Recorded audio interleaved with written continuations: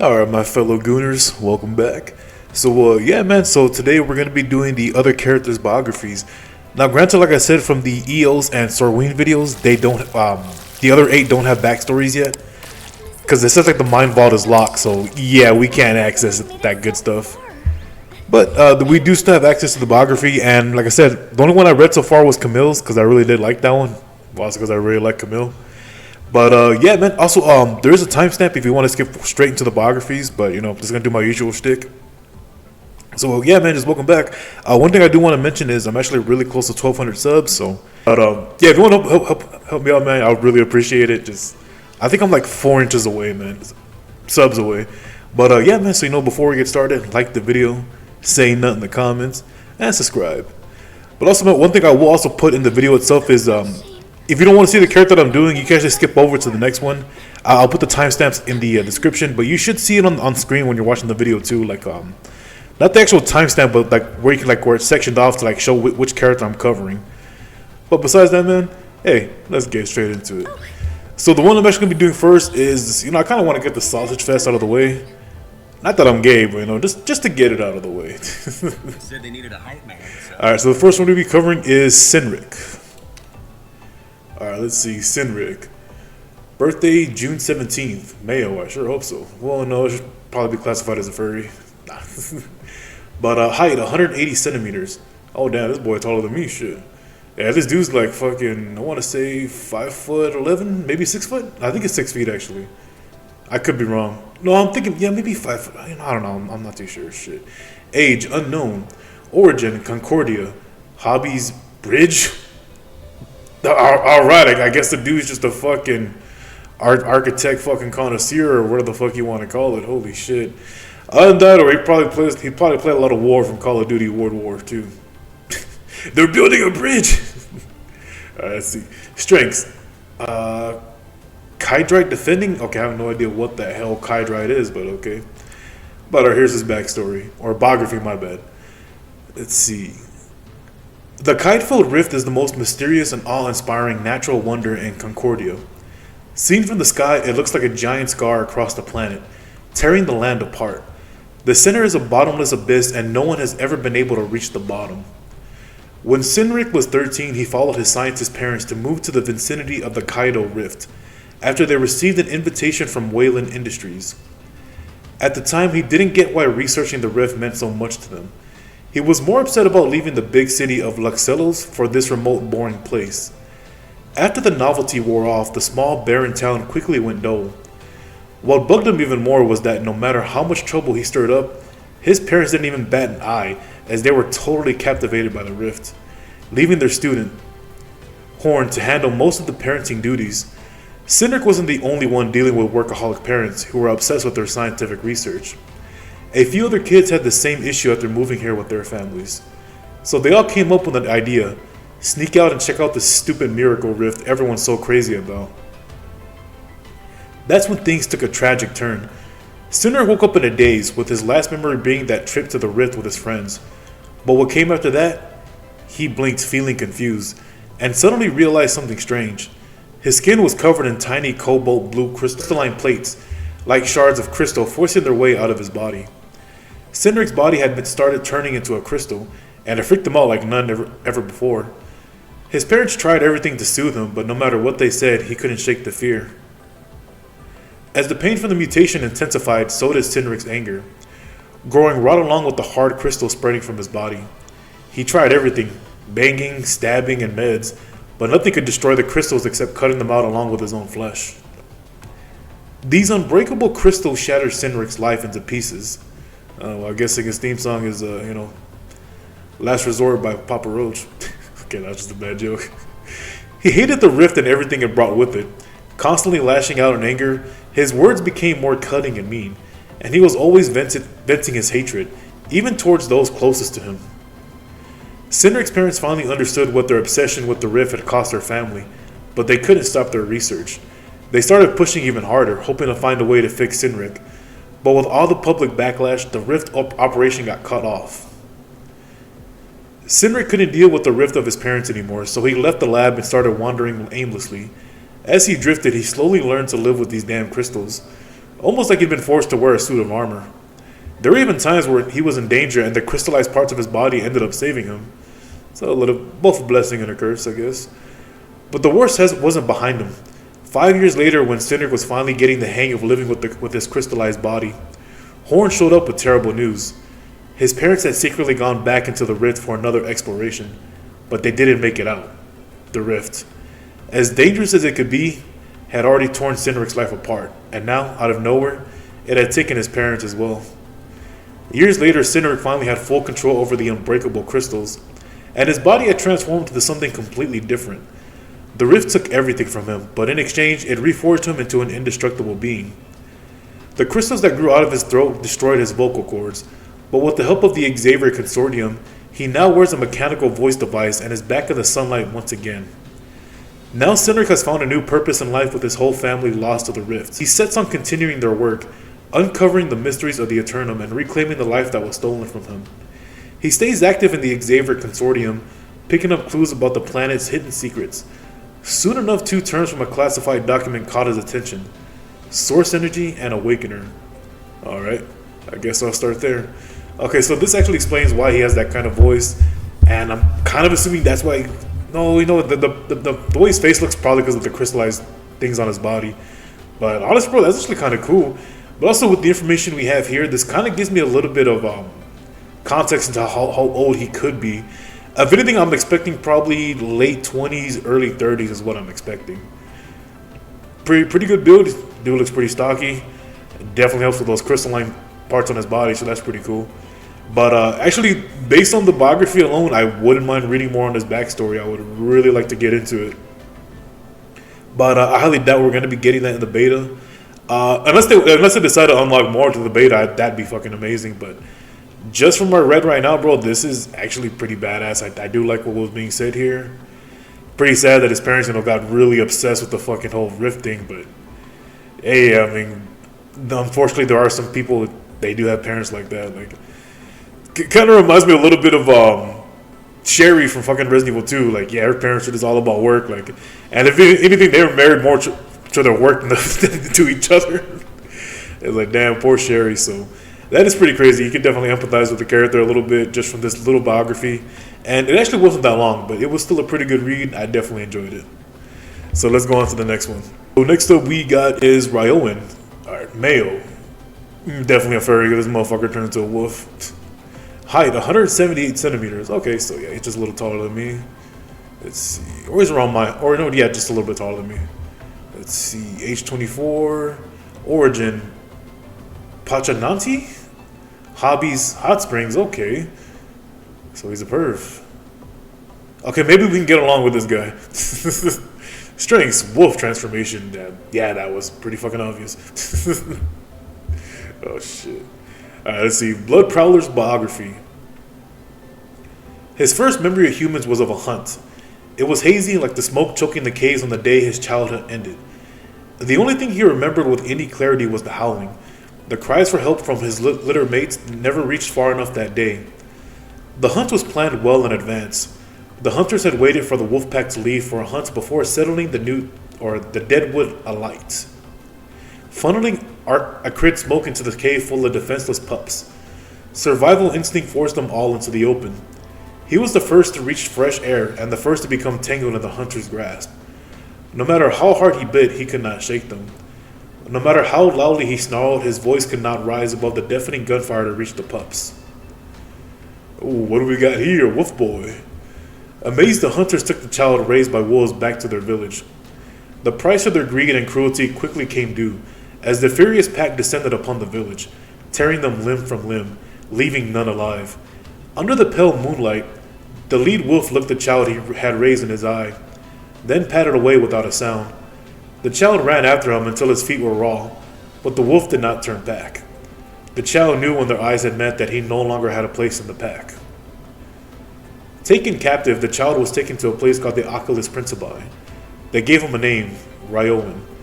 At length they taught Ryoin to stand on his hind legs, to form words instead of growls.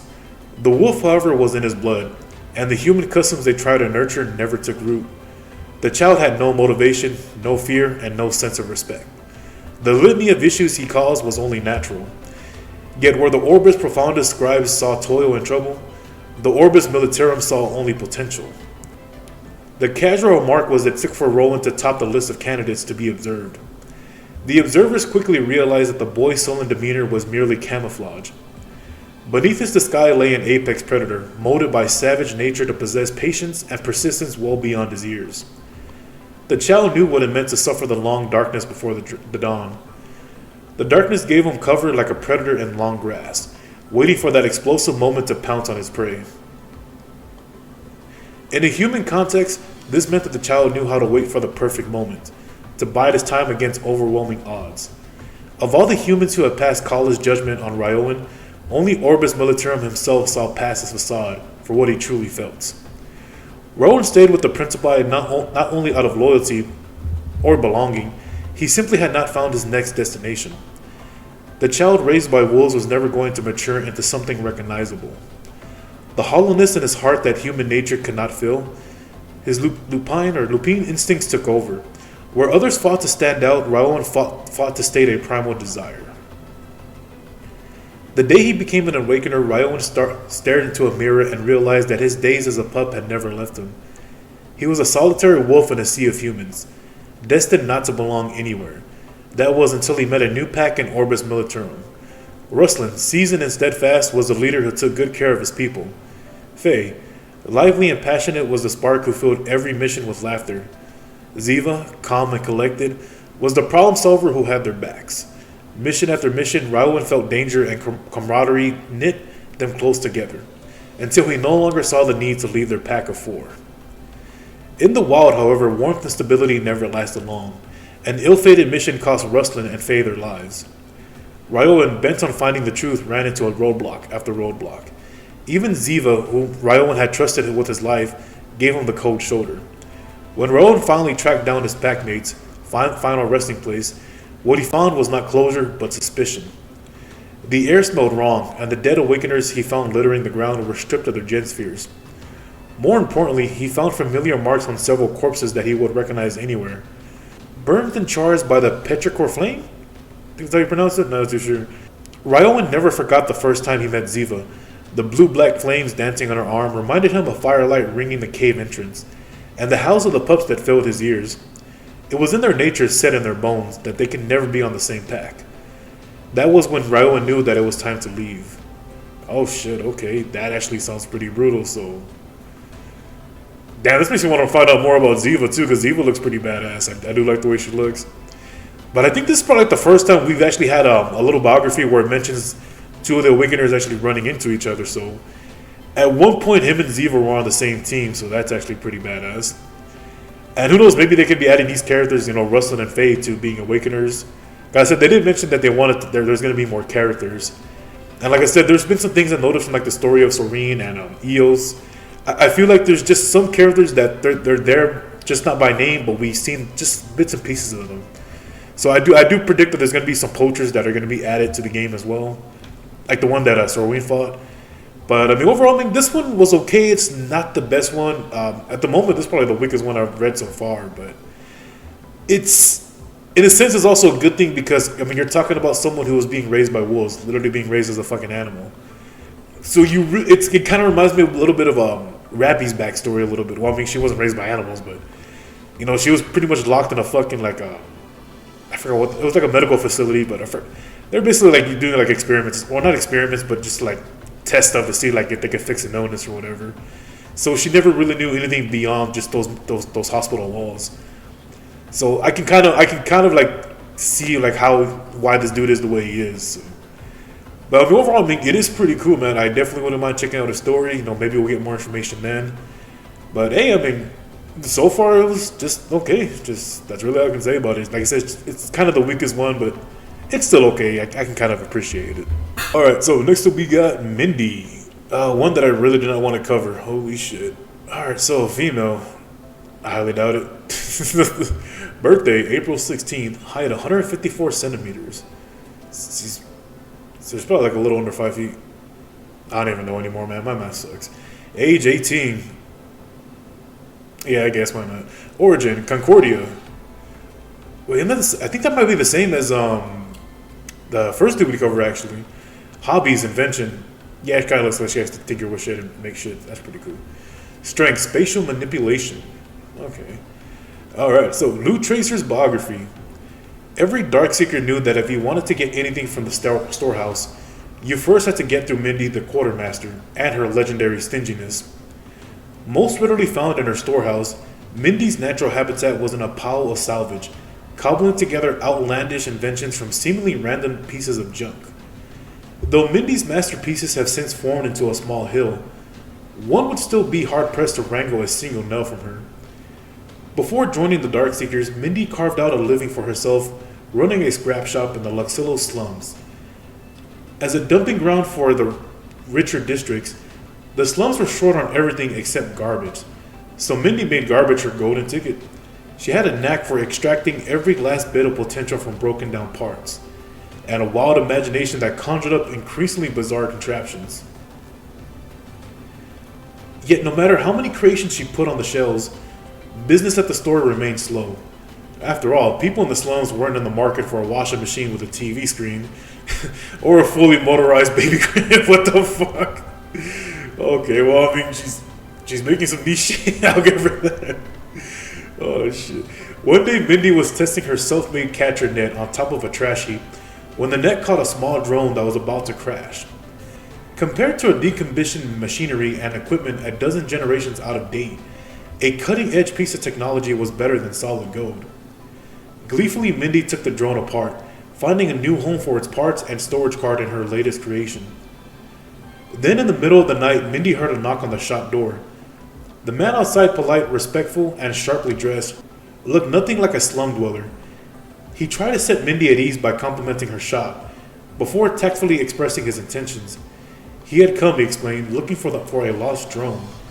Mindy quickly denied ever seeing a drone, but the man either saw right through her lie or knew something she didn't.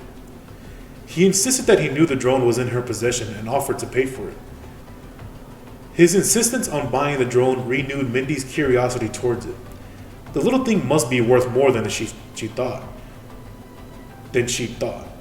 When Mindy opened her mouth to argue, however, she noticed a tension in the man that wasn't there a moment ago.